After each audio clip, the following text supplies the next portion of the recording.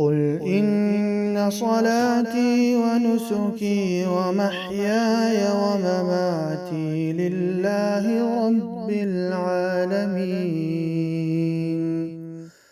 لا شريك له وبذلك أمرت وأنا أول المسلمين. Say, surely my prayer, my sacrifice, my life and my death are all for Allah Tabaraka wa Ta'ala, the Lord of all worlds. He has no partner, so I am commanded, and so I am the first to submit. Rasulullah sallallahu alayhi wasallam said, إِنَّمَا الْأَعْمَالُ بِالنِّيَّاتِ, that verily the reward of actions is based on intentions. Therefore, the greater your intention, the more sincere your intention, the greater the value of your action. In this verse of the Qur'Ānic Kareem, Allah subhanahu wa ta'ala is reminding us that our salah and every other act of ibadah thereafter, including our life and death, including all our sacrifices, will be solely for the pleasure of Allah subhanahu wa ta'ala alone. It is noteworthy to say that Allah subhanahu wa ta'ala has put first of all in this particular verse salah. Salah is the most important aspect in the life of a Muslim. It will be the first thing that we will be questioned about as far as the rights of Allah subhanahu wa ta'ala are concerned on the day of Qiyamah. فَمَنْ صَلُحَتْ صَلَاتُهُ, whoever's salah will be in order, then everything else thereafter will be easy and in order for that person. And thereafter Allah subhanahu wa ta'ala uses the word nusuk. Nusuk could refer to the act of hajj, wherein a lot of sacrifices have to be put into place, where a person sacrifices a lot of his health, his energy, as well as his wealth. So generally a person who's gone for hajj, you'll also refer to him as a nasik, one who is fulfilling the command of hajj and fulfilling the obligation of hajj that is upon him. وَمَحْيَايَ وَمَمَاتِي, my life and my death is all for the sake of Allah subhanahu wa ta'ala. Yes, we are in this world to please Allah subhanahu wa ta'ala, to recognize Allah subhanahu wa ta'ala. Therefore, whatever we do in our life, right until we pass away, it should be only for the sake and pleasure of Allah subhanahu wa ta'ala, in conformity to the message and the commands of Allah and His Rasul sallallahu alayhi wasallam. La sharika lah, there is no partner of Allah subhanahu wa ta'ala. We do not ascribe or subscribe to any partner of Allah subhanahu wa ta'ala in any of the actions that we do.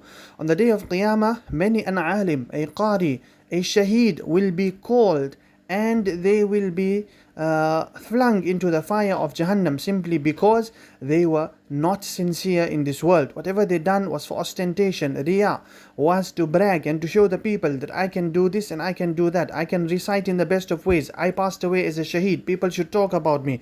There was no sincerity. I have so much of knowledge. I have so much of ilm. Yet a person is insincere.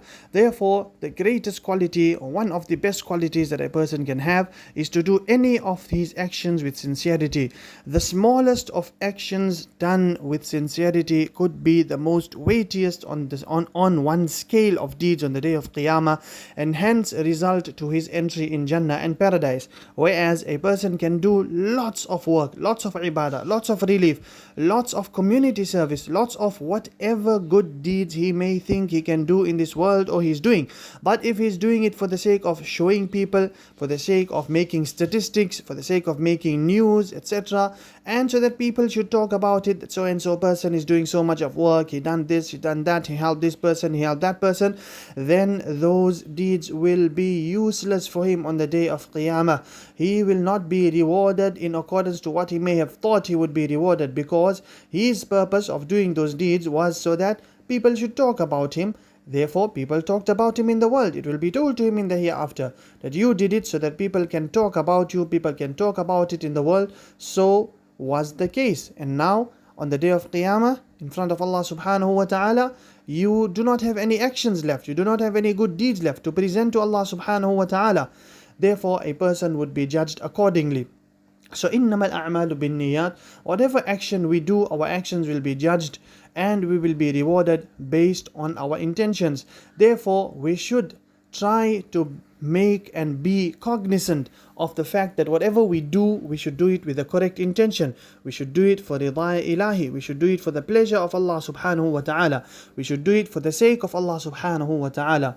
Whether it is the most smallest of acts, giving out 50 cent, 1 rand, whatever amount we want to give out in charity, should be done for the sake of Allah subhanahu wa ta'ala. Whether it is to remove an item or on an object that's obstructing people on a walkway, that is also a branch of Iman. If a person does it with sincerity so that nobody else could get injured or hurt later on, that could be a person's means of entry into paradise as well.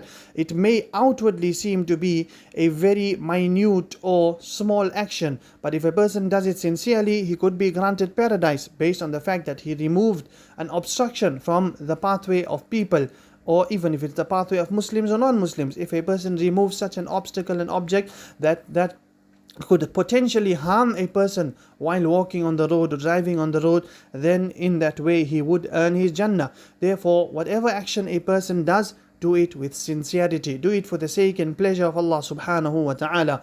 La sharika lah wa bidhalika umirt. This is what the Anbiya alayhimu salatu wassalam and the Ummah has been commanded. We should submit ourselves completely to Allah subhanahu wa ta'ala alone, and we will never ascribe any partners to Allah subhanahu wa ta'ala in our beliefs and in our actions, that everything we do will be solely to seek the pleasure and the happiness of Allah subhanahu wa ta'ala with sincerity.